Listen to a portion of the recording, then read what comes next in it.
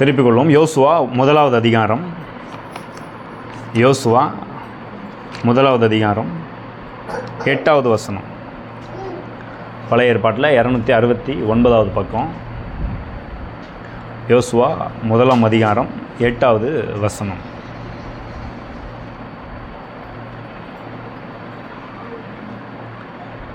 இந்த வேத வசனத்தின் அடிப்படையில் தான் நாம் தொடர்ந்து ஞாயிற்றுக்கிழமைகளில் மாலை வேளையில் வெற்றி வாழ்க்கையை குறித்து போதித்து வருகிறோம். வெற்றி என்றால் என்ன, எப்படி நாம் வெற்றி அடைவது, செய்ய எடுத்த காரியத்தை எப்படி வெற்றியோடு செய்து முடிக்கிறது. வாழ்க்கையில் எல்லாருமே குடும்பத்தில், வேலையில், தொழிலில், செய்கிற காரியத்தில் வெற்றி அடையணும்னு என்ன செய்கிறோம்? எல்லாருமே விரும்புகிறோம். யாருமே தோல்வி அடைகிறதுக்கு விரும்புகிறதே இல்லை. அப்படி இருக்கும்போது எப்படி வெற்றி அடைகிறதுன்னு நிறைய பேருக்கு தெரியல. உலகத்தில் நிறைய குறுக்கு வழியில் சொல்லி கொடுக்குறாங்க. அப்படி பண்ணிடலாம், இப்படி செஞ்சிடலாம், வேலையில் இதை பண்ணால் வெற்றி அடைஞ்சிடலாம், உயர்வு அடைஞ்சிடலாம். தொழிலில் இந்த மாதிரி ஏதாவது குறுக்கு வழியில் போனீங்கன்னா வெற்றி அடையலாம், நிறைய சம்பாதிக்கலாம். இப்படியெல்லாம் உலகத்தில் நிறைய வழி சொல்லி கொடுக்குறாங்க. ஆனால் அந்த வழியெல்லாம் பார்த்திங்கன்னா வெற்றியை கொண்டு வருது, ஒரு உயர்வை கொண்டு வருது. ஆனால் கொஞ்ச நாள் கழித்து அது மிகப்பெரிய தோல்விக்கு நேராக வழி நடத்தி விடுகிறது. அதுக்கப்புறம் ஏன்டா இப்படி பண்ணோம் அப்படின்னு முழித்து கொண்டிருக்கிறார்கள். நான் அதை சம்பாதிச்சிட்டேன், இதை சம்பாதிச்சிட்டேன், இந்த விஷயத்தை அடைஞ்சிட்டேன், இந்த பதவி அடைஞ்சிட்டேன் அப்படின்னு சொல்லுகிறவர்கள் கூட ஒரு கட்டத்தில் வாழ்க்கையில் விரக்தி அடைகிறார்கள். ஏன்னா உண்மையான வெற்றி கடவுள்கிட்ட இருந்து வருகிறது. அப்போ அவர் நமக்கு வெற்றி வாழ்க்கை வாழ்வதற்கு என்ன ஆலோசனை கொடுக்குறார் என்பதை கவனிக்க வேண்டியது அவசியமாக இருக்கிறது. அதனால தான் இந்த வார்த்தைக்கு வர்றோம். இந்த வார்த்தையினால், கடவுள் கொடுக்குற வார்த்தையினால் வருகிற வெற்றி உங்களை ஒருபோதும் சோர்ந்து போக வைக்காது. ஐயோ இப்படி ஆயிட்டே அப்படின்ற ஒரு நிலைக்கு உங்களை தள்ளாது, விரக்திக்கு கொண்டு போகாது. எப்பொழுதும் பாடினபடி எப்பொழுதும் என்றும் ஆனந்தம் இயேசு தருகிறார். அது வார்த்தையில் தான் இருக்கிறது. பாருங்கள், வசனத்தை வாசிக்கிறேன். இந்த நியாயப்பிரமாண புஸ்தகம் உன் வாயை விட்டு பிரியாதிருப்பதாக, இதில் எழுதியிருக்கிறவைகளின்படியெல்லாம் நீ செய்ய கவனமாய் இருக்கும்படி இரவும் பகலும் அதை தியானித்து கொண்டிருப்பாயாக. அப்பொழுது நீ உன் வழியை வாய்க்க பண்ணுவாய், அப்பொழுது புத்திமானாயும் நடந்து கொள்ளுவாய். இதெல்லாம் வேறு மொழிபெயர்ப்பில் வாசித்து காண்பித்தேன். உன் வழியை வாய்க்க பண்ணுவாய், புத்திமானாயும் நடந்து கொள்ளுவாய் அப்படின்னு என்ன அர்த்தம்? நம்ம செய்கிற எல்லாத்துலேயும் நம்ம செய்கிறத வாய்க்க பண்ண முடியும். கடவுள் வாய்க்க பண்ண போகிறதில்ல, நாம் தான் வாய்க்க பண்ணுகிறோம். நாம் தான் புத்திமானாய் நடந்து கொள்ள போகிறோம். அப்பொழுது வெற்றி உண்டாகிறது. அப்போ எப்படி புத்திமானாக நடந்துக்கிறது, எப்படி வழியை வாய்க்க பண்ணுறது, ஈஸியான வழியை சொல்லி கொடுக்குறாரு. என் வார்த்தையை கவனி, இதை வாசி, இதை தியானி, இதன்படி செய். உலகத்தில் நிறைய ஐடியா கொடுக்கலாம், மனிதர்கள் நிறைய ஆலோசனை சொல்லலாம். ஆனால் அதெல்லாம் விட நம்மளை உண்டாக்கின கர்த்தர், தேவன், கடவுள், அவர் ஒரு ஆலோசனை கொடுக்குறார். அப்போ அதை எடுத்துக்கொள்ளும் போது நம்ம கண்டிப்பாக தோல்வி அடையவே முடியாது. வாழ்க்கையில் எப்பேற்பட்ட பிரச்சனைகளையும் தீர்க்க இந்த வார்த்தை உதவி செய்கிறது. அப்போ அதை தான் இந்த வார்த்தை எவ்வளோ முக்கியன்றதை பார்த்தோம். தொடர்ந்து இந்த வார்த்தை தீர்க்கிற பிரச்சனைகளை பார்த்து வருகிறோம். நிறைய பிரச்சனை யாருக்குமே பார்த்துட்ருக்குறோம். இன்றைக்கும் சில பிரச்சனைகளை பார்க்க போகிறோம். எப்படி இந்த பிரச்சனையை தீர்க்கிறது? முதலாவது என்ன பார்த்தோம்? தேவனுடைய வார்த்தை நம்முடைய மனச்சோர்வை நீக்கி போடுகிறது.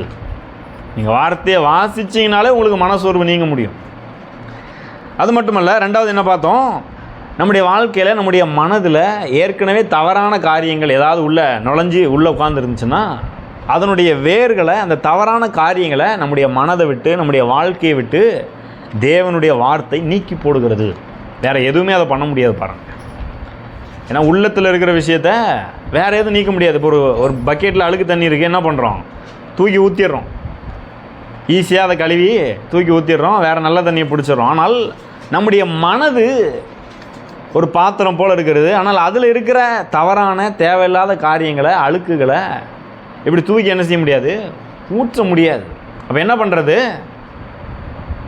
அதற்கு தான் அவர் தம்முடைய வார்த்தையை கொடுக்குறார். இந்த வார்த்தை நமக்கு உள்ளே இருக்கிற, மனதில் இருக்கிற, இருதயத்தில் இருக்கிற தேவையில்லாத அழுக்குகளை, தவறான காரியங்களை எல்லாம் நீக்கி போடுகிறது. அதனால தான் வார்த்தைக்கு வர்றோம். மூணாவது பார்த்தோம், தேவனுடைய வார்த்தை நமக்கு தெய்வ பயத்தை கொடுக்கிறது.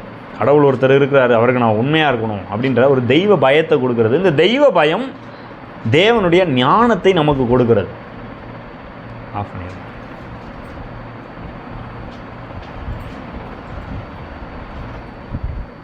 அப்போ இந்த தெய்வ பயம் தேவனுடைய ஞானத்தை நமக்கு கொடுக்குறது. ஞானம்னா என்னென்னு ஏற்கனவே சொன்னேன், சுருக்கமாக சொல்கிறேன். வாழ்க்கையில் பிரச்சனை வருது, என்ன செய்கிறதுன்னு தெரில, அந்த நேரத்தில் என்ன பண்ணால் இந்த பிரச்சனை தீரும் அப்படின்னு தெரியல. நிறைய நேரத்தில் அப்படி முடிக்கிறோம் இல்லையா? என்ன பண்ணால் இந்த பிரச்சனையை தீர்த்தரலாம், எதை பேசினா இந்த பிரச்சனையை தீர்த்தரலான்னு தெரியல. பாருங்கள், அதை சரியாக தெரிஞ்சுக்கிறது தான் ஞானம். நிறைய நேரத்தில் என்ன பண்ணுறோம், பேசக்கூடாத இடத்துல பேசி சிக்கலை மாட்டிக்கிறோம், எதை செய்யக்கூடாதோ அதை செஞ்சு பிரச்சனையில் சிக்கிக்கிறோம். அப்போ என்ன பண்ணணும், அதுக்கு தான் ஆண்டவர் ஞானத்தை கொடுக்குறாரு.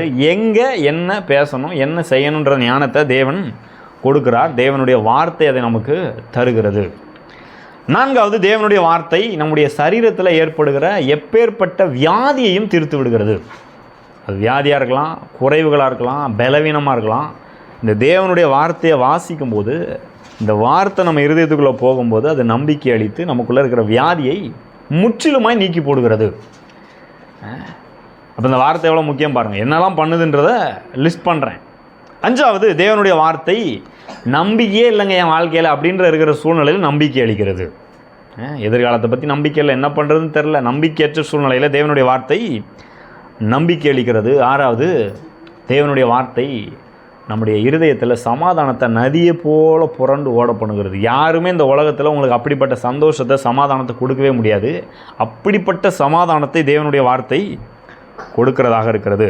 கடைசியாக போன வாரம் என்ன பார்த்தோம், தேவனுடைய வார்த்தையை நம்ம வாசிக்கும்போது, இதன்படி வாழும்போது, இதை தியானிக்கும்போது உணர்ச்சி பூர்வமாக நம்முடைய மனசில் ஏதாவது காயங்கள் இருந்துச்சுன்னா அந்த காயங்களை தேவனுடைய வார்த்தை ஆற்றுகிறது. யாருமே அதை ஆற்ற முடியாது.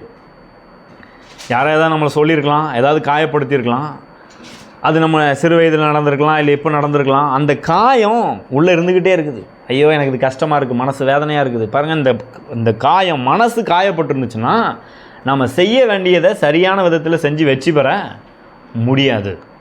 அப்போ தேவனுடைய வார்த்தை என்ன பண்ணுது, நம்மளை வெற்றி அடைகிறதுக்காகவே இந்த உணர்ச்சி பூர்வமான காயங்களை நம்மை விட்டு ஆட்சி போடுகிறது.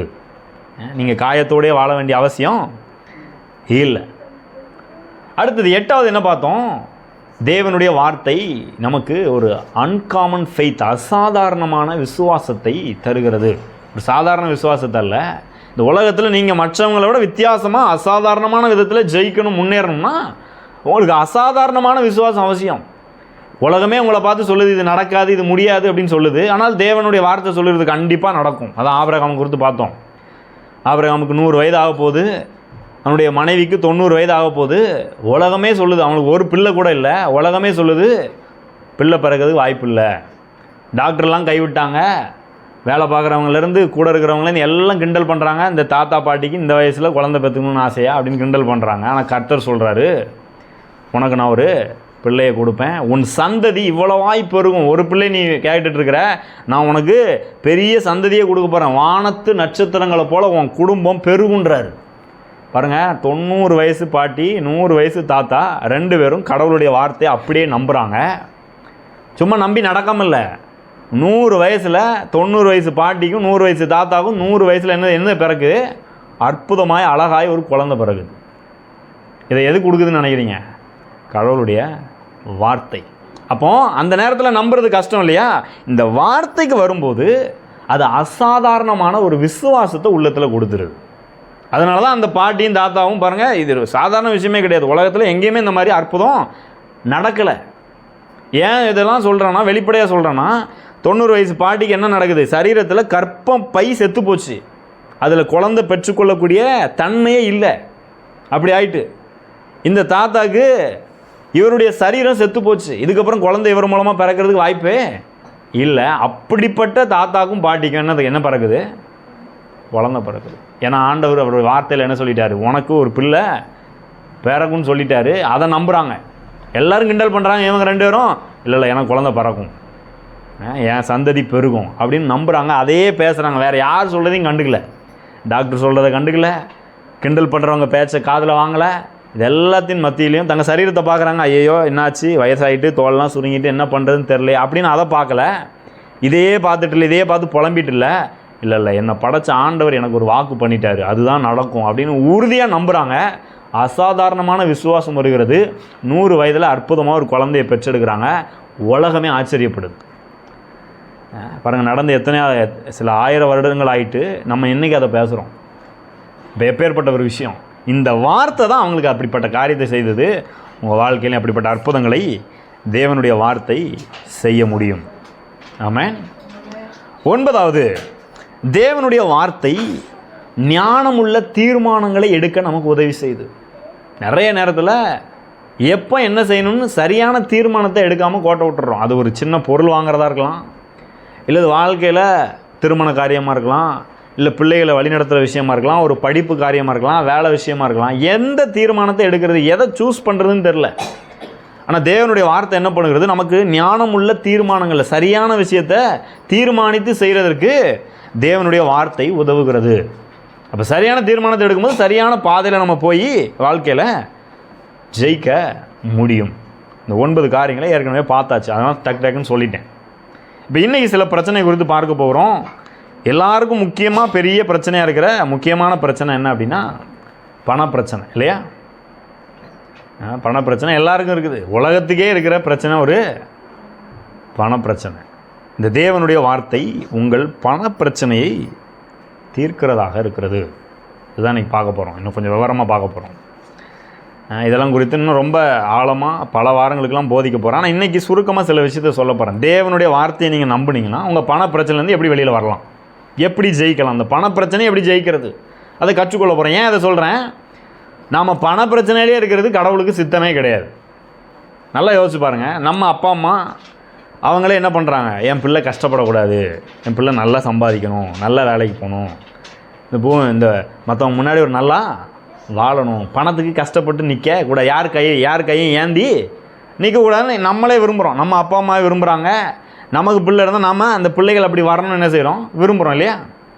அப்போ நம்மளை படைச்ச கடவுள் எப்படி விரும்புவார்? நீ கஷ்டத்திலே இருப்பா அப்படின்னா விரும்புவார்? கிடையாது. அவர் நம்ம பண பிரச்சனையில் இருக்கக்கூடாதுன்னு விரும்புகிறார். இந்த பண பிரச்சனை ஒருவேளை இருந்தால் கூட, கடன் பிரச்சனை இருந்தால் கூட அதெல்லாம் ஜெயிக்கணும்னு என்ன செய்கிறாரு, விரும்புகிறார். சிலருக்கு தான் இது புரியல. ஏன்னா ஒன்றும் வேணாம், இது சபையில் தான் நிறைய பிரச்சனை. வெளியில் இருக்கவங்க கூட நிறைய பாருங்கள் பணத்தை நிறைய சம்பாதிக்கிறாங்க. சபையில் இருக்கிற ஆட்கள் தான் என்ன நினைக்கிறாங்க, எனக்கு ஒன்றும் வேணாம், நான் எப்படியாவது பரலோகம் போனால் போதும், சொர்க்கத்தில் போய் உட்காந்தா போதும் அப்படின்னு நினச்சிட்ருக்குறாங்க. பாருங்கள், சொர்க்கத்துக்கு போகிற நேரத்தில் போகலாம். ஆனால் இப்போ இந்த பூமியில் வாழ்கிறோம், ஒவ்வொரு நாளும் பணம் தேவைப்படுது, இல்லையா? ஒரு நாள் கூட பணம் இல்லாமல் வாழ முடியாது. கடைக்கு போனால் பணம் தேவை, வெளியில் கிளம்புனாலே பணம் தேவை. பணம் இல்லாமல் நீங்கள் போக முடியாது.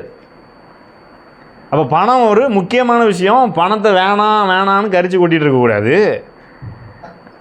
தேவன் அந்த பண பிரச்சனையை தீர்க்க நமக்கு உதவி செய்கிறார். திருப்பிக் கொள்வோம். லேவியராகமம் 25வது வசனம், 25வது அதிகாரம். லேவியராகமம் 25வது அதிகாரம் 18வது வசனத்திலிருந்து வாசிக்க போகிறேன். பழைய ஏற்பாட்டில் 160வது பக்கம். எல்லோரும் எடுத்துக்கோங்க. பணப்பிரச்சனை எப்படி தீர்க்கிறதுன்னு பார்க்க போகிறோம். இதை நம்ம நம்பணும். இந்த வார்த்தை நம்ம இருதயத்துக்குள்ளே போகணும், காதில் போய் இருதயத்துக்குள்ளே போய் இதையே பேசணும். இதை பெருசாக நம்ப ஆரம்பிக்க வேண்டும்.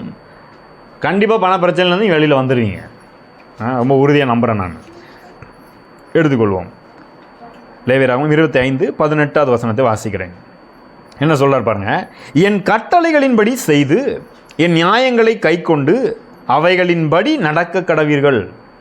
மறுபடியும் அதே சொல்கிறார் பாருங்க, என் கட்டளைகளின்படி செய்து என் நியாயங்களை கை கொண்டு அவைகளின்படி நடக்க கடவீர்கள். அப்போ அவருடைய வார்த்தை என்ன சொல்லுதோ அதன்படி செய்யணுமா, அதை தான் நம்ம கை கொள்ளணுமா, அதன்படி நம்ம வாழ்க்கையில் நடக்கணுமா, அதன்படி பேசணும், அதன்படி செய்ய வேண்டும். திரும்ப இதுக்கு தான் வர்றேன் பாருங்கள். இந்த வார்த்தை ரொம்ப ரொம்ப முக்கியம். வார்த்தை வாழ்க்கையை தலைகீழாக மாற்றிடும். அதை நல்ல விதமாக மாற்றணுமா கெட்ட விதமாக மாற்றணும் நம்ம தான் தீர்மானிக்க போகிறோம். கடவுள் எல்லாருமே நல்லா இருக்கணும்னு விரும்புகிறாரு, எல்லாரும் பண பிரச்சனை மேற்கொள்ளணும்னு விரும்புகிறாரு. ஆனால் நாம் என்ன தீர்மானிக்க போகிறோம், நாம் எதை எடுத்துக்கொள்ள போகிறோம்? நான் முடிவு பண்ணிட்டேன், கர்த்தருடைய வார்த்தையின்படி தான் செய்யணும் அப்படின்னு முடிவு பண்ணிட்டேன். சொல்கிறாரு, என் கட்டளைகளின்படி செய்து என் நியாயங்களை கை கொண்டு அவைகளின்படி நடக்க கடவீர்கள், அப்பொழுது தேசத்தில் சுகமாய் குடியிருப்பீர்கள். எல்லாரும் சொல்லுங்கள், அப்பொழுது. எப்பொழுது?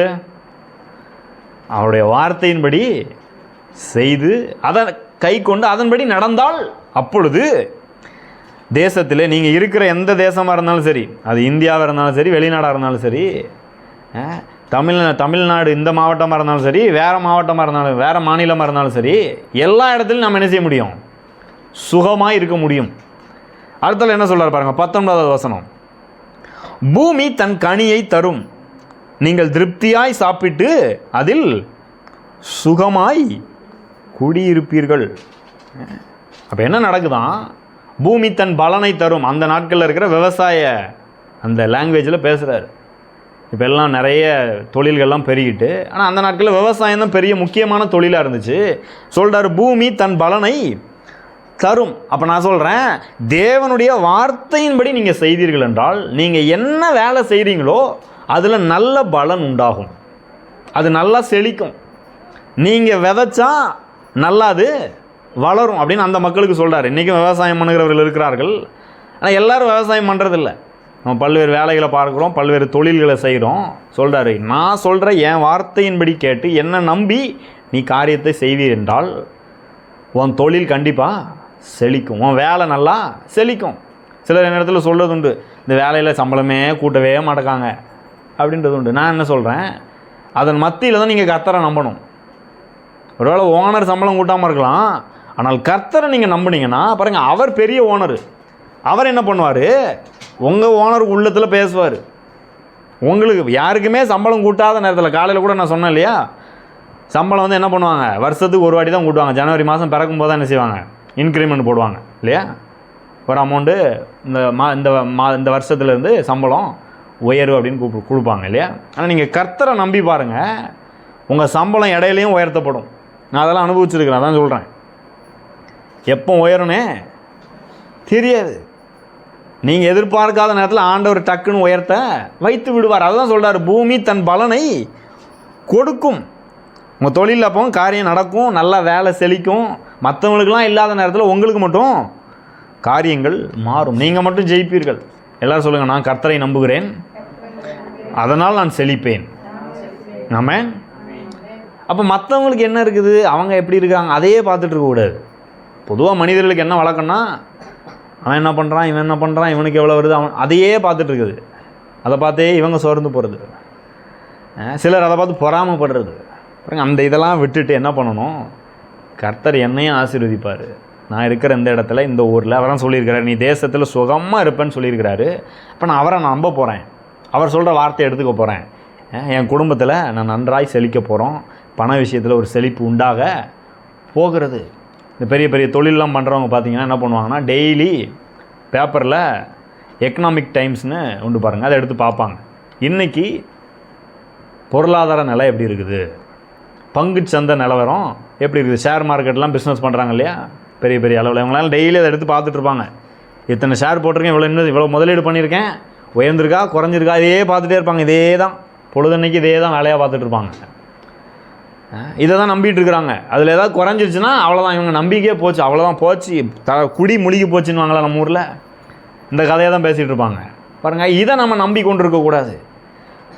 ஏன் இதெல்லாம் நான் சொல்கிறேன், இதெல்லாம் வந்து நடக்காமல் இல்லை. நம்ம ஆபிரகாம் பற்றி சொன்னேன் இல்லையா, 100 வயதில் ஒரு குழந்தை பெற்றாருன்னு சொன்னேன். அவங்க பையனை பார்த்தீங்கன்னா, ஆபிரகாம் காலத்தில் அப்படி நடந்தது. பையன் காலத்தில் திடீர்னு தேசத்தில் பஞ்சம், எல்லாருக்கும் பஞ்சம், யாருக்குமே எதுவுமே விளையில, தண்ணி இல்லை. ஆனால் அந்த பஞ்ச காலத்தில் கர்த்தரை நம்பி என்ன பண்ணுறாரு, எல்லாரும் ஒன்றும் விளையாதுன்ட்டு உட்காந்துட்டு இருக்கான் சும்மா. இவர் மட்டும் என்ன பண்ணுறாரு, இவருக்கு இருக்கிற வயலில் போய் விதைக்கிறாரு, நிலத்தை உழுது பஞ்ச காலத்தில் விதைக்கிறாரு.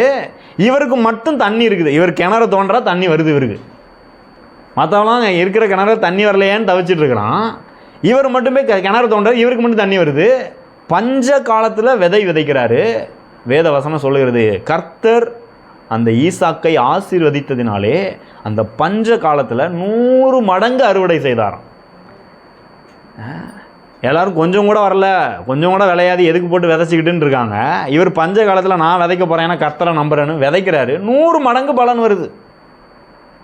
அப்போ பாருங்கள், உலகத்தில் என்ன சூழ்நிலை இருக்குது, என்ன பண்ணிகிட்டு இருக்கிறாங்க, அதை பெருசாக பார்க்கக்கூடாது. இதன் மத்தியில் தான் நம்ம கர்த்தரை நம்பணும். உலகம் எப்போதுமே நம்ம எதிர்பார்த்த மாதிரியே போகாது, சூழ்நிலை எப்போதுமே நம்ம எதிர்பார்க்குற மாதிரி இருக்காது. கம்பெனி எல்லா கம்பெனியும் அப்படியே உங்களுக்கு அள்ளி வாரி இறச்சிட மாட்டாங்க. இருக்கிற நல்ல சம்பளம் கொடுக்குற ஆட்களை தள்ளி விட்டு புதாலை எடுத்து குறைஞ்ச சம்பளம் கொடுத்து வச்சுக்கலாமான்னு நிறைய கம்பெனி ட்ரை பண்ணிகிட்ருக்கான். அப்படி இருக்கிற உலகத்தில் வாழ்ந்துட்டுருக்குறோம் நம்ம. அப்போ அதையே நம்பிட்டு இருந்தோம்னா செழிக்க முடியாது. நாம் கர்த்தரை நம்பும்போது கண்டிப்பாக செழிக்க முடியும். ஏன்னா தேவனுடைய ஐஸ்வர்யம் குறையாத ஐஸ்வர்யம். அவர் நமக்கு எப்படி வேணால் யார் மூலமாக வேணால் நம்முடைய வாழ்க்கையை மாற்ற முடியும். அடுத்தால சொல்கிறாரு, பூமி தன் பலனை தரும்னு முதலாவது சொல்கிறாரு. ரெண்டாவது என்ன சொல்கிறாரு பாருங்க, 19வது வசனத்தில், நீங்கள் திருப்தியாக சாப்பிட்டு. எல்லாரும் என்ன செய்யணுமா? கொஞ்சம் கால் வயிறு சாப்பிட்டுக்கோ அப்படி சொல்லலை. அப்படி சொன்னால் போச்சு கதை. நம்மளே நம்ம பிள்ளைங்கிட்ட அப்படி சொல்கிறது இல்லையா? வயிறார சாப்பிடியான்றோம் இல்லையா? கர்த்தர் சொல்கிறாரு, திருப்தியாய் சாப்பிடுவீர்கள். அப்போ என்ன பண்ணக்கூடாது? கொஞ்சத்தில் வாழ்க்கையில் ஏதோ கொஞ்சம் இருக்குது இது போதும் அப்படின்னு செட்டில் ஆகிடக்கூடாது. ஒரு வேளை இப்போ கொஞ்சமாக இருக்கலாம், பரவாயில்ல. சில நேரத்தில் ஒன்றுமே இல்லைங்க எந்த அப்படின்னு இருக்கலாம் நிலமை, பரவாயில்ல. ஆனால் இதன் மத்தியில் அப்படியே அதிலே உட்காந்துடாதீங்க, அதிலே செட்டில் ஆகிடாதீங்க. என் வாழ்க்கை முன்னேறும், நான் கர்த்தரை நம்புகிறேன், அவர் தான் சொல்லியிருக்கிறாரு திருப்தியாய் சாப்பிடுவீர்கள்னு சொல்லியிருக்கிறாரு, நான் அதை நம்ப போகிறேன். இதை நம்ப ஆரம்பிச்சிங்கன்னா, இதையே பேச ஆரம்பிச்சிங்கன்னா, ஆண்டவரே நீங்கள் தான் சொல்லியிருக்கிறீங்க திருப்தியாய் சாப்பிடுவீங்கன்னு சொல்லியிருக்கிறீங்க, உங்கள் வார்த்தையை நான் நம்புகிறேன், எனக்கு ஒரு வழி வாசலை தரங்க, நீங்கள் சொல்லி பாருங்கள், இதையே பேசி பாருங்கள். இதுதான் ஜபம். ஜபம்னா எதையோ பேசுகிறதில்ல, அவர் ஏற்கனவே சொன்ன வார்த்தையை எடுத்து அதையே நம்ம வாயில் சொல்கிறதுக்கு பேர் தான் ஜபம். இதை பண்ண என்ன ஆகும்? நமக்கு புதிய வழி வாசல் திறக்கும், நம்ம வேலை ஆசீர்வதிக்கப்படும், நாம் திருப்தியாய் சாப்பிடுகிற அளவுக்கு பணம் பொருளாதாரம் நல்லா பெருகும். ஆமென். ஆனால் நிறைய பேர் இதை நம்புறதில்லை. நிறைய பேர் உலகத்தில் சொல்கிற ஃபிலாசபியை எடுத்துக்கிறாங்க, தத்துவத்தை எடுத்துக்கிறாங்க. என்ன? பைபிளில் கூட ஒரு வசனம் இருக்குது பாருங்கள், 1 தீமோத்தேயு 6வது அதிகாரத்தில் ஒரு வசனம் இருக்குது, போதும் என்கிற மனதுடனே கூடிய தேவ பக்தியே மிகுந்த ஆதாயம். போதுன்ற மனதில் என்ன செய்ய இரு, இது போதும்னு இரு, நான் ரொம்ப ஆசைப்படாத அப்படின்னு சொல்லுவாங்க இல்லையா உலகத்தில். பைபிள்லேயும் அப்படி ஒரு வசனம் இருக்குது, போதும் என்கிற மனதுடனே கூடிய தேவ பக்தியே மிகுந்த ஆதாயம். என்ன இதை எடுத்துகிட்டு நிறைய பேர் என்ன சொல்கிறாங்க? போதும், எதுக்கு நிறைய ஆசைப்படுறா, எதுக்கு பணம் உனக்கு வேணும், பணமே வேணாம், ஒன்றும் வேணாம், இருக்கிறத கஞ்சி குடிச்சிட்டு கூழை குடிச்சிட்டு உட்காந்து இரு அப்படின்றாங்க பாருங்கள். ஆண்டவர் அதை சொல்ல வரல, அதுக்காக இந்த வசனத்தை பவுல் எழுதலை. அவர் என்ன சொல்கிறாரு? அதுக்கு முந்தின வசனத்தை வாசிக்கிறோம் பாருங்கள், எடுத்துக்கொள்ளுங்க. புதிய ஏற்பாட்டில் 290வது பக்கம், 1 தீமோத்தேயு 6வது அதிகாரம் 5வது வசனத்திலிருந்து வாசிக்கிறேன். யாருக்கு இதை சொல்கிறாரு? புதிய ஏற்பாட்டில் 290வது பக்கம் வாசிக்கிறேன். கெட்ட சிந்தையுள்ளவர்களும் சத்தியம் இல்லாதவர்களும் தேவ பக்தியை ஆதாய தொழில் என்று எண்ணுகிறவர்களும் ஆகியிருக்கிற மனுஷர்களால் உண்டாகும் மாறுபாடான தர்க்கங்களும் பிறக்கும் இப்படிப்பட்டவைகளை விட்டு விலகு. என்ன சொல்கிறாரு? சிலர் இந்த உலகத்தில் என்ன பண்ணுறாங்க, அவங்க எண்ணமே தப்பாக இருக்குது, எதை பண்ணாலும் அதில் ஏதாவது ஆதாயம் கிடைக்குமா, எப்படியாவது ஏமாற்றி பணத்தை சம்பாதிச்சிடலாமா, அப்படி இருக்கிற நிறைய பேர் இருக்கிறாங்க. தேவனுக்கென்று ஊழியம் செய்கிறவர்களும் சிலர் அப்படி இருக்கிறார்கள். அந்த மாதிரி இருக்காது, அவங்க கூட சேராத, அவர்களை விட்டு விலகு அப்படின்னு சொல்கிறாரு. சொல்கிறாரு, போதும் என்கிற மனதுடனே கூடிய தேவ பக்தியே மிகுந்த ஆதாயம். அப்படின்னா என்ன அர்த்தம்? ஏமாற்றி சம்பாதிச்சு இந்த மாதிரி பண்ணுறாங்க, அந்த மாதிரி பண்ணாத, இப்போ உன்ட்ட இருக்கிறது போதும்னு நினச்சி இரு அப்படின்றாரு. அடுத்தால சொல்கிறாரு, உலகத்திலே நாம் ஒன்றும் கொண்டு வந்ததும் இல்லை, இதிலிருந்து நாம் ஒன்றும் கொண்டு போவதும் இல்லை என்பது நிச்சயம், உண்மைதான், அது இல்லைன்னு சொல்லலை. ஆனால் இருக்கிற வரைக்கும் பணம் தேவை இல்லையா? இருக்கிற வரைக்கும் எல்லாத்துக்கும் தேவை, கடைசியில் சாகிறதுக்கும் பணம் தேவை. பணத்தை போய் அடக்கம் பண்ணுறதுக்கு என்னது தேவை? பணம் இல்லைன்னா ஒருத்தனும் பணத்தை கூட தூக்க மாட்டான். நிறைய பேர் சொல்கிறாங்க பணமே தேவையில்லைன்னு. பணம் தேவை, கண்டிப்பாக தேவை. ஆனால் ஏன் இதை சொல்கிறாரு? அடுத்தால சொல்கிறார் பாருங்கள், உண்ணவும் உடுக்கவும் நமக்கு உண்டாயிருந்தால் அது போதும் என்று இருக்க கடவோம் அப்படின்னு சொல்கிறாரு. ஐஸ்வர்யவான்களாக வேண்டுமென்று விரும்புகிறவர்கள் சோதனையிலும் கண்ணியிலும் மனுஷரை கேட்டிலும் அழிவிலும் அமிழ்த்துகிற மதிகேடும் சேதமுமான பலவித இச்சைகளிலும் விழுகிறார்கள்.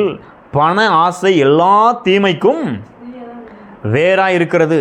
சிலர் அதை இச்சித்து விசுவாசத்தை விட்டு வழுவி அநேக வேதனைகளாலே தங்களை குத்தி கொண்டிருக்கிறார்கள். என்ன சொல்கிறாரு? நிறைய பேர் பண ஆசையில் நிறைய பணம் எப்படியாவது ஈஸியாக சம்பாதிச்சிருன்னு சொல்லி நிறைய பேரை ஏமாற்றி வஞ்சித்து அவங்க வாழ்க்கையை கெடுத்து அழித்து இவங்க பணத்தை சம்பாதிக்கிறாங்க.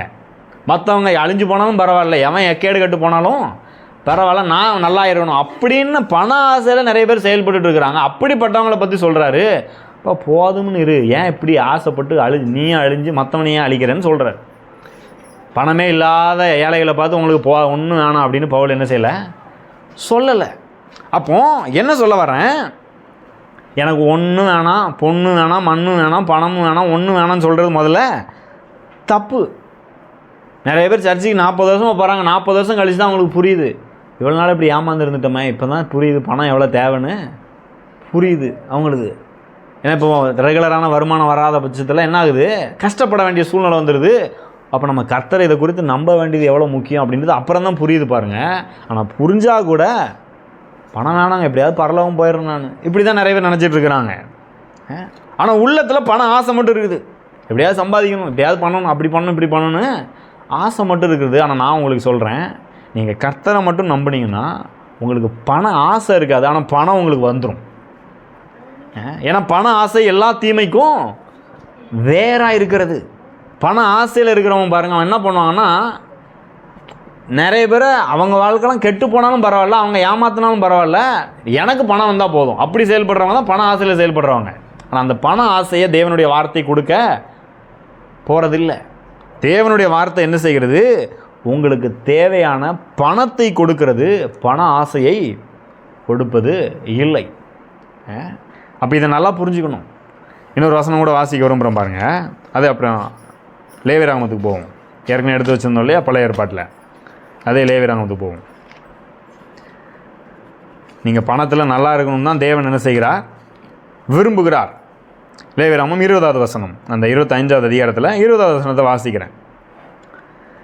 இப்படி தேவனை நம்பும்போது என்ன நடக்குது பாருங்கள். 7ஆம் வருஷத்தில் எதை புசிப்போம், நாங்கள் விதைக்காமலும் விளைந்ததை சேர்க்காமலும் இருக்க வேண்டுமே என்று சொல்வீர்களானால், நான் 6ஆம் வருஷத்தில் உங்களுக்கு ஆசீர்வாதத்தை அனுக்கிரகம் பண்ணுவேன், அது உங்களுக்கு 3 வருஷத்தின் பலனை தரும். அந்த நாட்களில் ஆண்டவர் இந்த தேவனை நம்பின மக்களுக்கு சில காரியங்களை சொல்லியிருந்தார். என்னென்னா, ஒரு 6 வருஷம் விதை, 7ஆவது வருஷம் என்ன செய்யாத, நிலத்தில் விதைக்காத, நிலத்துக்கு ரெஸ்ட்டு கொடுத்துரு அப்படின்றார். நம்ம வாரத்தில் 6 நாள் வேலைக்கு போகிறோம், 7ஆவது நாள் லீவ் கொடுக்காங்க இல்லையா ஒரு நாள், அதே மாதிரி சொல்கிறாரு, நிலத்துக்கு 1 வருஷம் ரெஸ்ட்டு கொடுத்துரு, அப்போ தான் நிலம் நல்லா பலன் பெறும், நல்லா அது மறுபடியும் விளையிறதுக்கு ஏதுவாக என்ன செய்யும், பக்குவப்படும், அதுக்கு ரெஸ்ட்டு கொடு அப்படின்னு சொல்கிறாரு. இப்போ அப்படி சொன்ன உடனே இவங்க உடனே கேட்பாங்க இல்லையா, அப்போ 7ஆவது வருஷம் விதைக்கலைன்னா எனக்கு எப்படி சாப்பாடு வரும் அப்படின்னு கேட்குறாங்க மக்கள். 20வது வசனம் அதான் சொல்கிறாங்க, 7ஆம் வருஷத்தில் எதை புசிப்போம், நாங்கள் விதைக்காமலும் விளைந்ததை சேர்க்காமலும் இருக்க வேண்டுமே என்று சொல்வீர்களானால், நீங்கள் ஒருவேளை அப்படி சொல்வீங்கன்னா, விதைக்காமல் எப்படிங்க சாப்பிட்றது அப்படின்னு நீங்கள் சொன்னீங்கன்னா, சொல்கிறாரு 22வது வசனத்தில், நீங்கள் 8ஆம் வருஷத்திலே விதைத்து 9ஆம் வருஷம் மட்டும் பழைய பலனிலே சாப்பிடுவீர்கள், அதன் பலன் விளையும் வரைக்கும் பழைய பலனை சாப்பிடுவீர்கள். அப்படின்னா என்ன அர்த்தம், 6ஆவது வருஷம் நீங்கள் விதைக்கும் போதே அந்த நிலம் என்ன பண்ணுமா, 7ஆவது வருஷத்துக்கு, அப்புறம் 8ஆவது வருஷத்துக்கு, 9ஆவது வருஷத்துக்கு, 3 வருஷத்துக்கு சேர்த்து இந்த வருஷமே பலன் கொடுத்துருன்றார். எப்போ கொடுக்கும், அவர் சொன்னபடி செய்தால். நம்மளுக்கு இப்போ என்ன பண்ணுறாங்க, நிலத்துக்கு ரெஸ்ட்டே கொடுக்கறது கிடையாது. ஒன்று போட்டோன்னா அடுத்தால இன்னொன்று போடுறது, அடுத்தால இன்னொன்று போடுறது, போட்டு நிலத்தினுடைய அந்த தன்மையே, விளைச்சல் வர்ற தன்மையே கெட்டு போச்சு. இதுக்கு மேலே உரத்தை போட்டு அதை போட்டு இதை போட்டுன்னு எல்லாம் போட்டு நிலத்தையே கெடுத்து வச்சுருக்கிறாங்க. நிறைய பேர் நிலத்தெல்லாம் விற்றுட்டாங்க, விளை நிலத்தெல்லாம் பிளாட் ஆக்கி முடிச்சாச்சு. அப்புறம் எங்கேருந்து விளையிறது?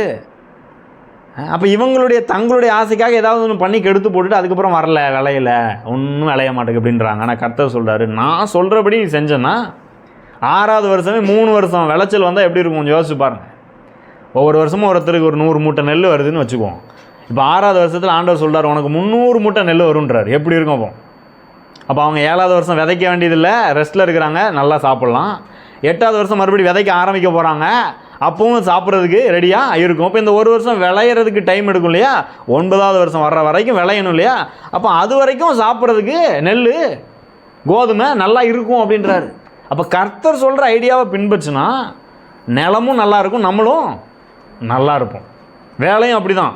சிலர் பார்த்தீங்கன்னா, எனக்கெல்லாம் சிலர் தெரியும், ரெஸ்ட்டே இல்லாமல் லீவே இல்லாமல் வேலை பார்த்துட்டு இருப்பாங்க. காலையில் எழுந்திரிச்சா நைட்டு அடையிற வரைக்கும் விடுறது கிடையாது. இப்படியே வேலை பார்த்து பார்த்து பார்த்து பார்த்து செத்து போனவர்கள்லாம் உண்டு, தெரியுமா உங்களுக்கு? அதுதான் பண ஆசை. அப்படியாவது சம்பாதிக்கணும், பணம் பணம் பணம் பணம்னு சரீரத்துக்கு ரெஸ்ட்டு கொடுக்குறதுல கடைசியில் என்ன ஆயிடுது? சரீரம் வியாதிப்பட்டுருது. அப்போ அது அல்ல ஆண்டவருடைய விருப்பம். நம்ம அப்படியே மாடா சொல்லுவாங்க இல்லையா, மாடா உழைச்சி ஓடா தேயிறேன், கஷ்டப்படுறேன், வேதனைப்படுறேன், அப்படிப்பட்ட கஷ்டத்தோடு இருக்கணும்னு ஆண்டவர் என்ன செய்யலை, சொல்லலை. நான் சொல்கிறபடி செய்ய, நான் சொல்கிறத நம்பப்பா, உன்னை நான் ஆசீர்வதிப்பேன், உனக்கு நல்லா விளையும், ஏன் நீ கவலைப்படுற அப்படின்னு சொல்கிறார். இதை எல்லோரும் இன்றைக்கி பின்பற்றினா ரொம்ப நல்லா இருக்கும்னு நினைக்கிறேன் நான். பாருங்கள், அதனால் நீங்களும் மாடா வளைச்சி ஓடா தேயிற அந்த விஷயத்தை நம்பாதீங்க. நீதிமொழிகள் 10வது அதிகாரம் 22வது வசனத்தில் கர்த்தர் சொல்கிறாரு. நீதிமொழிகள் 10வது அதிகாரம் 22வது வசனம். உலகம் எல்லோரும் என்ன சொல்லுது? ரொம்ப கஷ்டப்பட்டு உழைக்கணும், ஓடா மாடா உழைக்கணும், ஓடா தேயணும், இல்லைனா ஒன்றும் பழைக்க முடியாது இப்போ இருக்கிற உலகத்தில் அப்படின்னு சொல்கிறாங்க. கர்த்தர் சொல்கிறாரு, கர்த்தரின் ஆசீர்வாதமே ஐஸ்வர்யத்தை தரும், அதனுடைய அவர் வேதனையை கூட்டார். அப்போ வேதனை இல்லாத ஒரு பணத்தை சம்பாதிக்க முடியும்னு கர்த்தர் சொல்கிறார். வாழ்க்கை ஃபுல்லாக வேதனைப்பட்டுகிட்டே இருக்கிற பண சம்பாதிப்பை பற்றி கர்த்தர் சொல்லலை. கர்த்தரை நம்பினா தான் இது நடக்கும். நிறைய பேர் நான் எனக்கு தெரியும், எனக்கு எல்லாம் தெரியும் அப்படின்னு போயிட்டு இருக்கிறதுனால தான் வேதனையிலேயே இருக்கிறாங்க. பணம் சம்பாதிச்சும் வேதனையாக இருக்குது. அதெல்லாம் சும்மா சொல்லலை. நான் மெட்ராஸ்லாம் இருக்கையில் சில ஆட்டோக்காரங்களாம் என்கிட்ட பேசுவாங்க. ஆட்டோவில் போகும்போது சொல்லுவாங்க, தம்பி மாதம் 40,000 கொடுக்குறேன் தம்பி வீட்டுக்கு, ஆனால் இன்னும் பத்தலைன்றாங்க. 50,000 கொடுக்குறேன் அப்புறமும் பத்தலைன்றாங்க. நான் இன்னும் மாதம் எவ்வளோ தான் சம்பாதிக்கிறது, ஐடியில் வேலை பார்க்குற அளவுக்கு நான் சம்பாதிச்சு கொடுத்துட்டே இருக்கேன் நைட்டு பகலா, ஆனால் ஒன்றும் இல்லைன்றாங்க. என்னத்தை நீ தந்தன்றாங்க. இப்படி தான் இருக்குது, இன்னும் கடனில் சிக்கிட்டு இருக்கிறேன் நான் அப்படின்றாங்க. பாருங்கள், இதுதான் வேதனை உள்ள ஐஸ்வர்யம், வேதனையோடு இருக்கிற பணம். ஆனால் கர்த்தரை நம்பும்போது, நான் அவங்ககிட்டலாம் அதான் சொல்லிட்டு வர்றது, கொஞ்சம் இயேசுவை நம்புங்க, இந்த வார்த்தையை நம்புங்க. 40,000 இல்லை 20,000 இருந்தாலும் நீங்கள் நல்லா இருக்க முடியும். அதை சரியாக கையாண்டோன்னா, சரியான விதத்தில் செலவு பண்ண, தேவையானதை வாங்கி தேவையானதை வச்சு தேவையான காரியத்தை செய்வோமானால் கஷ்டப்பட வேண்டிய அவசியம் இல்லை. அதுதான் வேதனையற்ற ஐஸ்வர்யம். அப்போ இதில் இந்த ஞானத்தை தான் கர்த்தர் தான் தர்றாரு. இன்னொருத்தவங்க வாங்கினாங்க நீங்களும் போய் வாங்கிடுறது. சிலர்லாம் அங்கே பார்த்துருக்கேன், அவங்க வீடே சின்ன வீடாக இருக்கும், சும்மா இவ்வளோதான், இந்த ஹால் அளவு கூட இருக்காது வீடு. இந்த வீட்டுக்குள்ளே கடன் வாங்கி டிவி, ஃப்ரிட்ஜு, வாஷிங் மிஷினு, உங்களுக்கு தேவையில்லை அது, ஆனால் எல்லாத்தையும் வாங்கி என்ன செஞ்சாச்சு, வச்சாச்சு, எல்லாம் கடனில். அப்போ என்ன ஆகுது, கடனில் சிக்கிட்டு இப்போ வட்டி கட்டுறதுக்கே இவங்க வேலை பெரிய பாடாக இருக்குது. நிறைய பேர் இப்படி தான் சிக்கி தவிக்கிறாங்க. நான் சொல்கிறேன், கர்த்தர் சொல்கிறத நாம் செய்வோமானால் இந்த மாதிரி கடனில் சிக்க மாட்டோம், பண பிரச்சனை நமக்கு இருக்காது. ஆமென். ஏன்னா கர்த்தரை நம்பும்போது, கர்த்தருடைய ஆசீர்வாதத்தை நம்ம நம்பும்போது, நம்ம வாழ்க்கையில் அவர் இந்த பணத்தில் ஒரு ஆசீர்வாதத்தை கட்டளையிடுகிறார். நம்ம செய்கிற எல்லாத்தையும் அவர் என்ன செய்கிறார், ஆசீர்வதிக்கிறார். இப்போ மறுபடியும் பாருங்கள், அதே லேவியராகமத்துக்கு வாங்க, 26வது அதிகாரம். அங்கே சில வசனங்களை வாசிக்க விரும்புகிறேன். லேவியராகமம் அதே பழைய ஏற்பாட்டில் 161வது பக்கம், 26வது அதிகாரம் 3-4 வசனத்தை வாசிக்கிறேன்.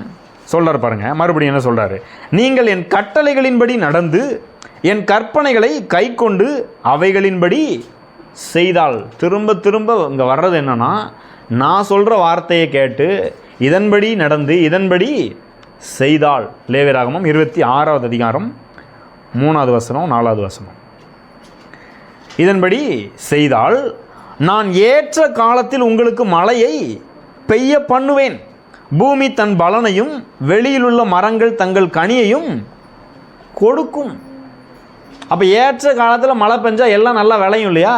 இதே தான் நம்ம வாழ்க்கையில் ஏற்ற காலத்தில், பணத்தில், குடும்பத்தில், எல்லா விஷயத்துலையும் சரியான நேரத்தில் அவருடைய ஆசீர்வாத மழை என்ன செய்யும், பொழியும். இப்போ கர்த்தரை நம்புறது எவ்வளோ முக்கியம் பாருங்கள், இந்த வார்த்தையை நம்புறது எவ்வளோ முக்கியம். சங்கீதம் 112 சொல்கிறாரு, திரும்ப திரும்ப இந்த வார்த்தைக்கு தான் வர்றேன் நான், இந்த வார்த்தையை விட்டுட்டு எங்கேயும் போக போகிறதில்ல.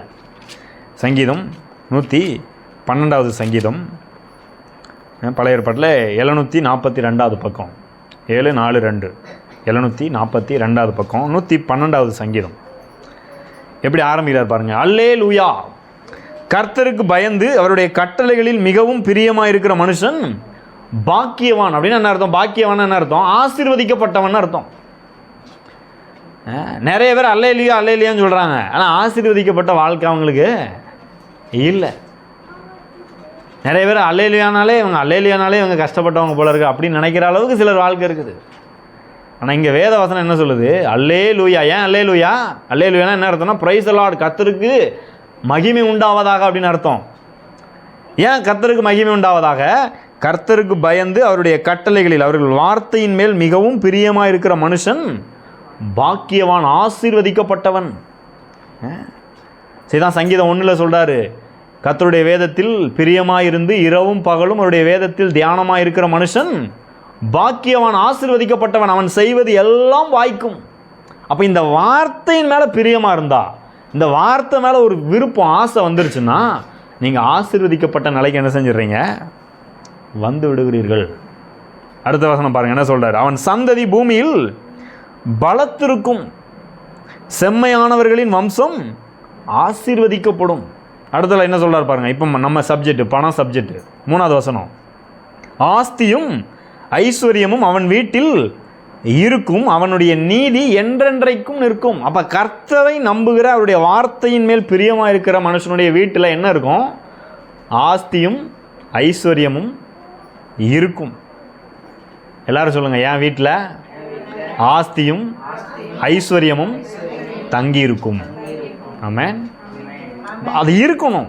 சிலர் என்ன சொல்கிறது உண்டு, எல்லாம் நிறைய வருதியா, ஆனால் கையெல்லாம் ஓட்ட கை மாதிரி ஒளிக்கிட்டு போயிடுது, ஒன்றும் நிற்க மாட்டேங்குது அப்படின்வாங்க இல்லையா? அந்த மாதிரி கர்த்தரை நம்புகிறவங்க வாழ்க்கையில் அந்த மாதிரி இருக்க போகிறதில்ல. ஆஸ்தியும் ஐஸ்வர்யம் அவர்கள் வீட்டில் இருக்கும், அவங்க வீட்டில் அப்படியே நிற்கும், தங்கி இருக்கும், அது அப்படியே அழிஞ்சு போயிடாது. கொடுக்க கொடுக்க அதிகமாய் அது பெருகும். அதுதான் கர்த்தருடைய ஆசீர்வாதம். அப்போ எதுக்கு இங்கே அல்லேலூயா சொல்கிறாரு? எதுக்கு அல்லேலூயா? நீ ஆசீர்வதிக்கப்பட்டவன், கர்த்தர் மேலே அவருடைய வார்த்தையின் மேலே நம்பிக்கையாக இருக்கிறீங்க, நீங்கள் ஆசீர்வதிக்கப்பட்டவர்கள், அல்லேலூயான்றாரு. எதுக்கு அல்லேலூயா சொல்கிறாரு? ஆஸ்தியும் ஐஸ்வர்யம் உங்கள் வீட்டில் தங்கி இருக்கும், அதனால அல்லேலூயா, கர்த்தருக்கு மகிமை உண்டாவதாக அப்படின்னு சொல்லுகிறார். இது எல்லாத்துக்கும் மேலே உச்சகட்டமாக ஒரு காரியம் பாருங்கள். நாம் பண விஷயங்களில் வாழ்க்கையில் செழிக்கணும், ஐஸ்வர்யவான்களாக இருக்கணும்னு கர்த்தர் என்ன பண்ணியிருக்கிறார் பாருங்கள். 2 கொரிந்தியர் 8வது அதிகாரம். 2 கொரிந்தியர் 8வது அதிகாரத்துக்கு திருப்பிக் கொள்வோம். புதிய ஏற்பாட்டில் 251வது பக்கம். புதிய ஏற்பாட்டில் 251வது பக்கத்தில் பாருங்கள். 2 கொரிந்தியர் 8வது அதிகாரம் 9வது வசனத்தை வாசிக்கிறேன். இங்கே பவுல் கல்வாரி சிலுவையில் இயேசு கிறிஸ்து மரித்தார் இல்லையா, ரத்தத்தை சிந்தி மரித்தார். அதனால் என்ன நடந்ததுன்றதை பற்றி சொல்கிறாரு. நம்முடைய கர்த்தராகிய இயேசு கிறிஸ்துவின் கிருபையை அறிந்திருக்கிறீர்களே, அவர் ஐஸ்வர்யம் உள்ளவராக இருந்தும் நீங்கள் அவருடைய தரித்திரத்தினாலே ஐஸ்வர்யவான்கள் ஆகும்படிக்கு உங்கள் நிமித்தம் தரித்திரரானாரே. என்ன சொல்கிறாரு? கல்வாரி சிலுவையில் அவர் ட்ரெஸ்ஸு கூட இல்லாமல் தொங்கினார். அங்கே தரித்திர கோலம் அப்படியே பார்க்கும்போது என்னையா ஒரு மனுஷன்ற மாதிரி அலங்கோலமாக தொங்கினார, தரித்திரமாக தொங்கினார. எதுக்கு? நீங்கள் ஐஸ்வர்யவான்கள் ஆகும்படிக்கு உங்கள் நிமித்தம் சிலுவையில் என்ன செய்தார்? தரித்திரரானார். எளிமையாக சொல்கிறேன், ஒருத்தருக்கு 1000 கோடி சொத்து இருக்குன்னு வச்சுக்குவோம், உங்களுக்கு ஒரு 500 கோடி கடன் இருக்கு. இப்போ இந்த 1000 கோடி வச்சுருக்கிறவர் உங்களுக்கு உங்கள் கடனை தீர்க்க முடியுமா முடியாதா? அவர்கிட்ட 1000 கோடி இருக்குது, உங்களுக்கு 500 கோடி கடன் இருக்குது, உங்கள் கடனை அவர் தீர்க்க முடியுமா முடியாதா? முடியும். இப்போ அவர் என்ன பண்ணுறாரு? என் 1000 கோடியுமே உனக்கு தர்றேன் அப்படின்றாரு. எப்படி இருக்கும்? 500 கோடி கடன் தீர்ந்தது மட்டும் இல்லை, அதுக்கப்புறம் வாழ்கிறதுக்கு 500 கோடி என்ன செய்யுது இருக்குது. பாருங்கள், இயேசு இது தான் பண்ணார். அவர் ஐஸ்வர்ய சம்பன்னர், அவர்கிட்ட குறைவே இல்லை. ஆனால் அவர் வாண்டடாக இறங்கி நமக்காக கல்வாரி சிலுவையில் பாவத்து நிமித்தமாய் வந்த பாவம், சாபம், தரித்திரம், பண கஷ்டம் எல்லாத்தையும் நீக்கும்படியாய் கல்வாரி சிலுவையிலே உயிரை கொடுக்கும்படியாய் தொங்கி தரித்திரரானார், உயிரையே கொடுத்தார். எதுக்கு?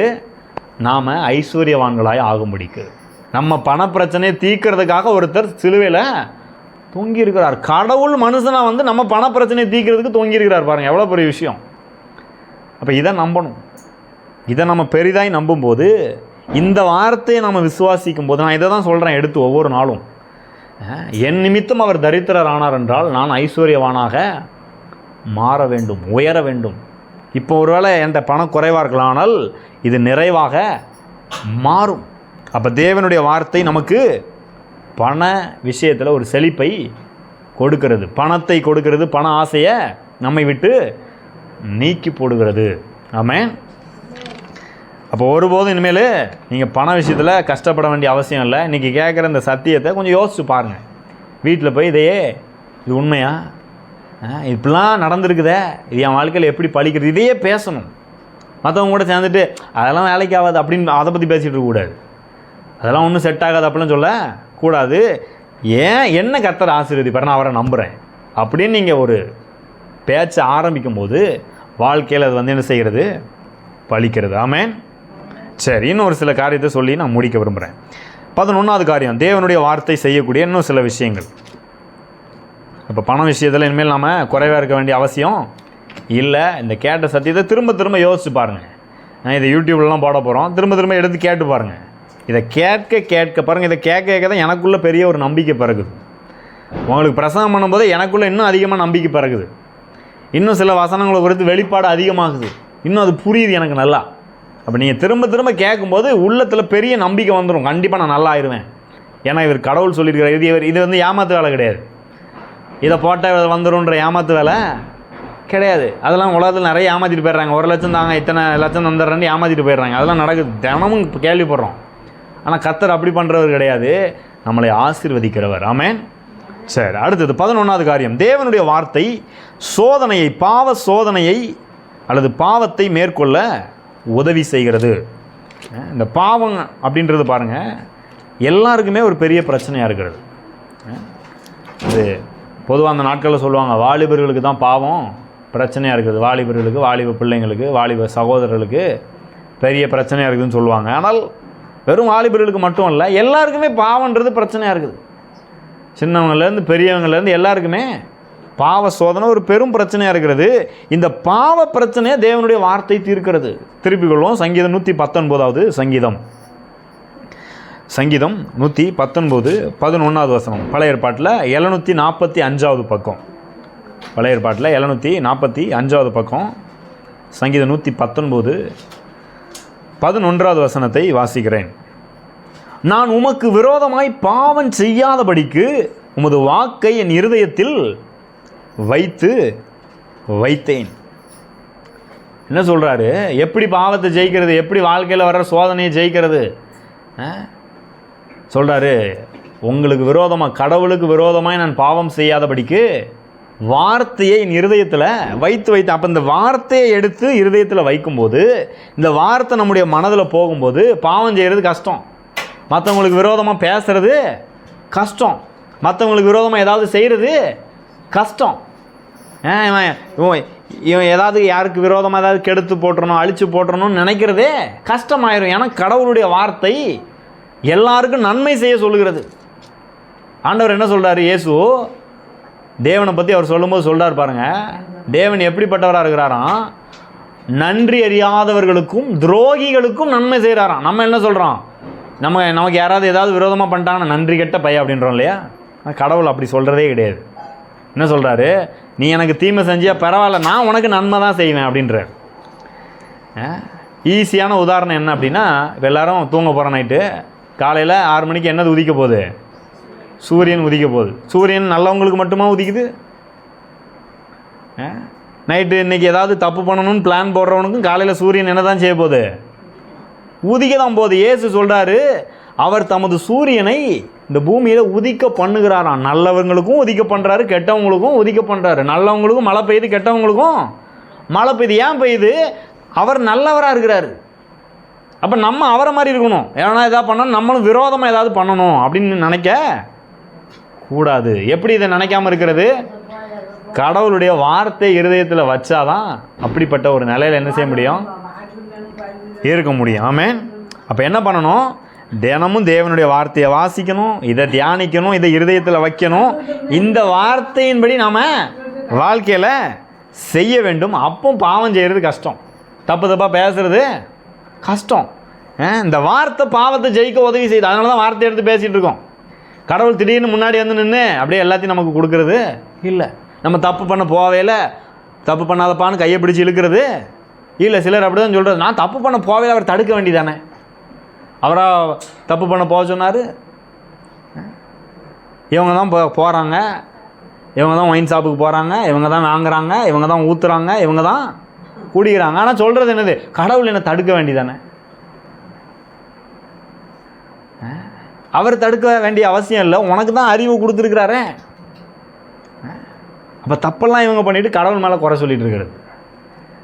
ஆனால் கர்த்தர் என்ன சொல்கிறாரு? இந்த வார்த்தையை இருதயத்தில் வச்சா தப்பு பண்ண போகவே முடியாது. இயேசுவே இந்த பூமியில் வந்து வாழ்ந்தபோது வார்த்தையை வைத்து தான் பிசாசு ஜெயித்தார், பாவ சோதனையை ஜெயிக்கிறார். சொல்கிறாரு, மனுஷன் அப்பத்தினால் மாத்திரமல்ல தேவனுடைய வாயிலிருந்து புறப்படுகிற ஒவ்வொரு வார்த்தையினாலும் பிழைப்பான்.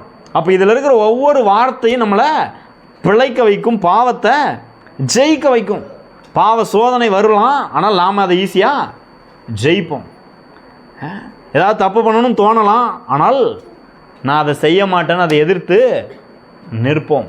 யாருக்காவது விரோதமாக ஏதாவது பண்ணணும்னு நினைக்கலாம், ஆனால் நாம் இல்லை நான் ஆண்டவர் சொல்கிறபடி தான் செய்வேன், எனக்கு தப்பு பண்ணவங்களுக்கு கூட நான் நன்மை தான் செய்வேன் அப்படின்ற நிலைக்கு நம்ம என்ன செஞ்சுருவோம்?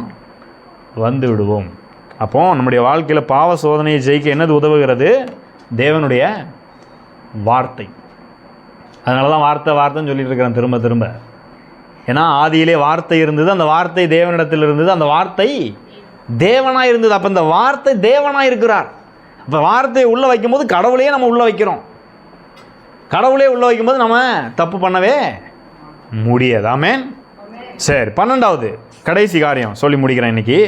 தேவனுடைய வார்த்தை தேவ தயவையும் மனுஷ தயவையும் உங்களுக்கு கொடுக்கிறது.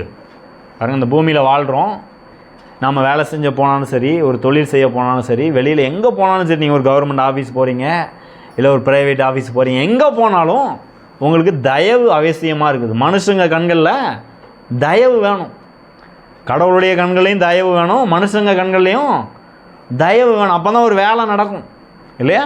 நான் அதை தான் தினமும் ஜெபம் பண்ணுறது, ஆண்டவரே நான் போகிற இடத்துலலாம் எனக்கு தயவு கிடைக்க உதவி செய்யுங்க. ஏன்னா வாழ்க்கையில் வெற்றி பெறதுக்கு என்னது தேவை? தயவு தேவை. ஒரு அதிகாரத்தில் இருக்கிற ஒரு அதிகாரிக்கிட்ட என்னது வேணும்?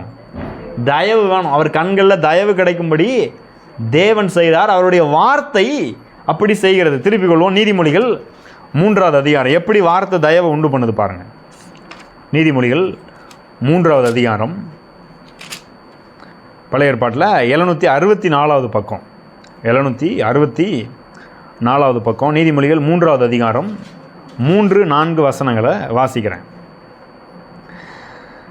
கிருபையும் சத்தியமும் உன்னை விட்டு விலகாதிருப்பதாக, நீ அவைகளை உன் கழுத்திலே பூண்டு அவைகளை உன் இருதயமாகிய பலகையில் எழுதிக்கொள். அதனால் தேவனுடைய பார்வையிலும் மனுஷருடைய பார்வையிலும் தயையும் நற்புத்தியும் பெறுவாய். அப்போ இந்த கடவுளுடைய வார்த்தை எடுத்து என்ன பண்ணுறா? என்ன சொல்கிறாரு? கழுத்தில் செயின் மாதிரி போடணுமா. அந்த நாட்கள் என்ன பண்ணுவாங்க? கழுத்தில் செயின் மாதிரி கட்டி வசனத்தை அதில் அப்படி எழுதிலாம் கட்டி தொங்க விட்டுக்குவாங்க பாருங்கள். எதுக்கு? அதை எடுத்து பார்த்துக்கிறதுக்கு, அதை வாசிக்கிறதுக்கு. இன்றைக்கி எல்லாம் செயின் போடுறதுலே பெருசாக குறியாக இருக்கிறோம், ஆனால் கடவுளுடைய வார்த்தையை கோட்டை விட்டுறோம். செயின் போடுங்க நல்லது, ஆனால் அதோட கடவுளுடைய வார்த்தை ரொம்ப ரொம்ப முக்கியம். இந்த 3வது அதிகாரத்தை வீட்டில் போய் வாசித்து பாருங்கள். இந்த வார்த்தையில் வருகிற ஞானம் என்ன பண்ணுதான்? ஐஸ்வர்யத்தை வலது கையில் வச்சுட்டு தீர்க்க ஆயுசை உங்கள் கையில் இடது கையில் வச்சு கொண்டு வருதான். இந்த வார்த்தையினால் உங்களுக்கு ஐஸ்வர்யம், கனம், தங்கம், வெள்ளி, நகையெல்லாம் வருது. எதனால வருது? வார்த்தையினால் வருது. இந்த வார்த்தையை பிடிச்சிக்கிட்டிங்கன்னா, இந்த வார்த்தையை மனதில் வச்சுக்கிட்டோன்னா, இந்த வார்த்தையை நம்பணுன்னா, இந்த வார்த்தை இருதயத்தில் நிரப்பிட்டோன்னா, இதையே பேசிகிட்டு இருந்தோன்னா நமக்கு கடவுள்கிட்டையே தயவு கிடைக்குமானால் மனுஷங்கக்கிட்ட கிடைக்காதா? கண்டிப்பாக கிடைக்கும். அப்போ நீங்கள் வேலைக்கு போகிறீங்க, இல்லை உங்களுக்கு ஒரு வேலை ஆகணும்னு எங்கேயாவது போகிறீங்க, கண்டிப்பாக தயவு கிடைக்கும். எனக்கு தயவு கிடைக்குது, தினமும் எங்கேயாவது போகிறேன், தயவு கிடைக்குது. தயவு கிடைக்க தான் நம்ம ஜெயிக்க முடியும். வெற்றி பெறதுக்கு என்னது தேவை? கடவுளுடைய தயவும் தேவை, மனுஷங்க கண்களில் தயவும் தேவை. நான் யாரும் இது பண்ண மாட்டேன் அப்படின்னு போயிட முடியாது பாருங்கள். எல்லா மனுஷங்க கண்களையும் தயவு அவர் என்ன செய்கிறாரு? கொடுக்க வைக்கிறார். நீங்கள் செய்கிற தொழிலில், வேலையில், குடும்பத்தில், படிப்பில், ஊழியம் பண்ணுறவங்களுக்கு ஊழியத்தில் அவர் தயவு கிடைக்க பண்ணுறாரு. மனுஷங்களில் பெரிய ஆட்கள் கண்களில் உங்களுக்கு தயவு கிடச்சிட்டுன்னு வைங்களேன், பெரிய பெரிய பிஸ்னஸ்லாம் உங்களுக்கு ஈஸியாக கிடச்சிரும். அப்படி தான் நிறைய பேர் பெரிய அளவில் உயர்றாங்க. பெரிய ஆட்கள் கண்களில் நல்ல வேலையை பார்க்குற இடத்துல ஒரு பெரிய ஆள் கண்களில் உங்களுக்கு தயவு கிடச்சிருச்சுன்னா ஒரே மாதத்தில் சம்பளம் டபுள் மடங்காக உயர முடியும். இதெல்லாம் நான் நம்புகிறேன். இப்போல்லாம் நடந்திருக்கு, சும்மா சொல்லலை நான். பொதுவாக இப்போ ஒரு இடத்துல நீங்கள் வேலைக்கு போகிறீங்க, எவ்வளோ சம்பளம் கொடுப்பாங்க ஸ்டார்டிங்கில் போகும்போது? சும்மா சாதாரணமாக 15,000 20,000 இப்படி தான் கொடுக்குறாங்க. ஆனால் நான் வேலைக்கு போனேன் பாருங்கள். வேலைக்கு ஒரு மாதத்தில் பாதியில் தான் போய் ஜாயின் பண்ணேன் ஒருத்தர்கிட்ட. 15ஆம் தேதிக்கு மேலே தான் ஜாயின் பண்ணுறேன். 15ஆம் தேதி ஜாயின் பண்ண போகிறேன். 2 நாள் கழிச்சு 17ஆம் தேதி தான் அவர் வர சொன்னார். 17ஆம் தேதி போய் ஜாயின் பண்ணுறேன். சம்பளம் எவ்வளோ கொடுப்பாரு? ஒரு மாதம் சம்பளம் கொடுத்துருவாங்களா? கொடுக்க மாட்டாங்க இல்லையா? ஆனால் அவர் எனக்கு ஒரு மாதம் சம்பளத்தை அக்கௌண்ட்டில் போட்டார். அதுதான் மனுஷர்கள் கண்களில் கிடைக்கிற தயவு. அது மட்டும் போடலை, நான் இப்போ புதுசாக அங்கே போய் இருக்கிறேன் இல்லையா, அந்த கொஞ்ச நாளைக்கு அந்த 17 நாள் செலவுக்கு காசு ஒன்றும் இல்லை, அதுக்கும் 5,000 ரூபா போடுறாரு. அதுதான் மனுஷங்க கண்களில் கிடைக்கிற. அவங்க கொடுக்கணும்னு அவசியம் இல்லை, ஆனால் தயவு கிடைக்க பண்ணுகிறார். இந்த 15 நாள் அந்த தம்பி என்ன பண்ணுவான்னு அவர் என்ன செய்கிறாரு? நம்ம மேலே தயவு காண்பிக்கிறாரு. உடனே பணத்தை கேட்காம அவர் அனுப்பி விட்றாரு. அப்போ தயவு மனுஷங்க கண்களில் கிடைக்கும் போது நாம் அடுத்த கட்ட நிலைக்கு உயர முடியும். இதை ஆண்டவர் தான் பண்ண முடியும். வேறு யாரும் என்ன செய்ய முடியாது, பண்ண முடியாது. யாராவது காசு கொடுப்பாங்களா? 100 ரூபா கொடுக்க மாட்டாங்க. அப்படிப்பட்ட உலகத்தில் தான் நம்ம வாழ்ந்துட்டுருக்குறோம் இல்லையா? ஆனால் கர்த்தர் நமக்கு தயவு கிடைக்க பண்ணுவார். ஆனால் கொடுக்காதவர்களையும் கொடுக்க வைப்பார். ஆமென். வேலை பார்க்குற இடத்துல சம்பளமே இந்த கம்பெனியில் சம்பளமே கூட்ட மாட்டாங்கன்ற கம்பெனியில் கூட சம்பளத்தை கூட்ட வைப்பார். அப்போ அப்படி தான் ஜெபம் பண்ணணும். ஆண்டவரே, என் குடும்பத்தில் நாங்கள் வேலைக்கு போகிறோம், எங்கள் வீட்டுக்காரர் வேலைக்கு போகிறாரு, நான் வேலைக்கு போகிறேன், சம்பளத்தை நீங்கள் கூட்ட வைங்க, நீங்கள் உதவி செய்யுங்க. அவர் உண்மையாக வேலை பார்க்குறாரு, நீங்கள் நல்ல அதிகமான சம்பளத்தை கொடுங்கன்னு சொல்லணும். பாருங்கள், நீங்கள் ஜெபம் பண்ணணும். அவர் அங்கே வேலை பார்த்துட்டு இருக்கலாம், நீங்கள் வீட்டில் இருந்து அவரை ஆசீர்வதிக்கணும். ஆண்டவரே, ஒரு தயவு கிடைக்க பண்ணுங்க. நீங்கள் சொல்லி பாருங்கள், வேலை நடக்கும். ஆமாம், நீங்கள் எதிர்பார்க்காத சம்பள உயர்வு வரும். அப்போ நாம் வெற்றி பெறுறதுக்கு வாழ்க்கையில் தேவ தயவு அவசியமாக இருக்கிறது. மனுஷங்க கண்களில் கிடைக்கிற தயவும் அவசியமாக இருக்கிறது. இது எல்லாம் எங்கேருந்து வருது? தேவனுடைய வார்த்தையிலிருந்து வருகிறது. அப்போ இந்த வார்த்தை தான் நம்முடைய வெற்றி வாழ்வுக்கு, பணத்தில் செழிக்கிறதுக்கு, பாவத்தை ஜெயிக்கிறதுக்கு, சம்பளத்தில் உயர்வு கிடைக்கிறதுக்கு, மனுஷங்க கண்களில் தயவு கிடைக்கிறதுக்கு எல்லாத்துக்கும் எது முக்கியம்? இந்த வார்த்தை தான் முக்கியம். அதனால தான் இந்த வார்த்தையை நான் திரும்ப திரும்ப வாசிக்கிறேன். இதே தான் இங்கே பேசுவேன். இன்னும் நீங்கள் எத்தனை வாரம் வந்தாலும் இங்கேருந்து இதிலேருந்து எடுத்து தான் பேச போகிறேன். இதை விட்டுட்டு வேறு எங்கேயும் போக போகிறதே கிடையாது. ஏன்னா இந்த வார்த்தையினால் உலகத்தை உண்டாக்கின தேவன் இந்த வார்த்தையினால் நம்ம வாழ்க்கையை அற்புத விதமாக மாற்றிடுவார். மற்றவங்க எல்லாரும் பார்த்து ஆச்சரியம், நீங்கள் எப்படி நல்லா இருக்கீங்க அப்படின்னு ஆச்சரியப்படுகிற அளவுக்கு மாற்றுவார். இப்போ நம்ம இருக்கிற நிலையில் என்ன செய்ய மாட்டோம்? இருக்க மாட்டோம், கண்டிப்பாக இருக்க மாட்டோம். உறுதியாக சொல்கிறேன். நான் அதை அனுபவிக்கிறதுனால தான் சொல்கிறேன். இந்த வேலையை செய்யும்படி தான் என்ன அவர் கொண்டு வந்திருக்கிறாரு. சிலர் இடத்துல சொல்கிறது, எங்கேயாவது வேலைக்கு போக வேண்டியதானே அப்படிலாம் சொல்லுவாங்க. பாருங்க, வேலை எனக்கு கிடைக்காமலாம் இல்லை. ஆனால் கர்த்தர் என்ன சொல்கிறாரு? இந்த வார்த்தையை கொடுத்து மக்களுடைய வாழ்க்கையை உயர்த்துறதுக்கு தான் ஒன்றை நான் என்ன செஞ்சுருக்கிறேன், வச்சுருக்கிறேன். அதுக்கு தான் இங்கே வந்து நான் இதை பண்ணிகிட்ருக்கிறேன். சும்மா ஒன்றும் பண்ணிவிட்டு இல்லை. கடவுள் இதை குறித்து என்னை இதுக்காகவே நான் அழைச்சிருக்கிறாரு. வெறும் நீ சம்பளம் வாங்கி நல்லா இருந்தால் போதாது, இன்னும் அநேக மக்களுடைய வாழ்க்கை என்ன செய்யணும், நல்லாக்கணும். அதுக்கு இந்த வார்த்தையை அவங்க நம்பணும், அதை பிரசங்கம் பண்ணு அப்படின்னு அழைத்திருக்கிறார். இப்போ இந்த புக்கு ரொம்ப ரொம்ப முக்கியம். இதை வாசிக்கணும், இதை தியானிக்கணும். இதில் இருக்கிறது தான், இங்கே நீங்கள் கேட்குற இந்த சத்தியத்தை தான் என்ன செய்யணும், பேசணும். யாராவது உங்களுக்கு விரோதமாக அதெல்லாம் சம்பளமே உயராதுன்னு சொன்னால் கூட இல்லை கர்த்தர் எனக்கு, நான் நம்புகிற இயேசு என் சம்பளத்தை எங்களுக்கு உயர்த்துவார், அப்படி தான் பேசணும் நீங்கள் அவங்கக்கிட்ட. அப்போ அவங்க அடுத்த உங்ககிட்ட வந்து தப்பாக என்ன செய்ய மாட்டாங்க, பேச மாட்டாங்க. இது உங்கள் வாழ்க்கையில் நடக்க ஆரம்பித்தோன்னா அவங்களுக்கு இன்னும் ஆச்சரியமாயிரும். சரி, சொன்ன மாதிரியே அவங்க வாழ்க்கையில் நடக்குது அப்படின்னு. அப்படி தான் கர்த்தர் என்ன செய்வார். நம்ம எல்லோரும் எழுந்து நிற்கலாம். நன்றி ஆண்டவரே.